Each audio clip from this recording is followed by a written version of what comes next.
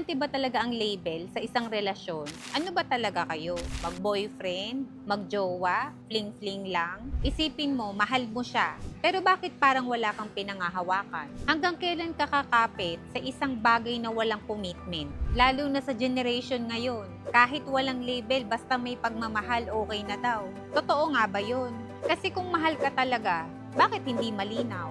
Kung importante ka, bakit hindi ka kayang ipaglaban? Hindi lang basta security, kaya gusto mo lang label.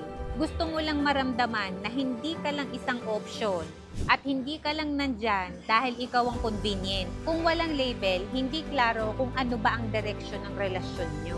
At kung hindi klaro, baka naman pinapaasa ka lang. Ang label, hindi lang yan basta title. Commitment yan na magsasama kayo kahit anong pagdaanan nyo sa buhay at hindi nyo iiwan ang isa't isa. Hindi mo kailangang ipaglaban ng isang tao na hindi kayang linawin kung ano ang lugar mo sa buhay niya. Mahalaga ka. Pahalagahan mo lang ang sarili mo. Kung hindi ka kayang panindigan, manindigan ka para sa sarili mo.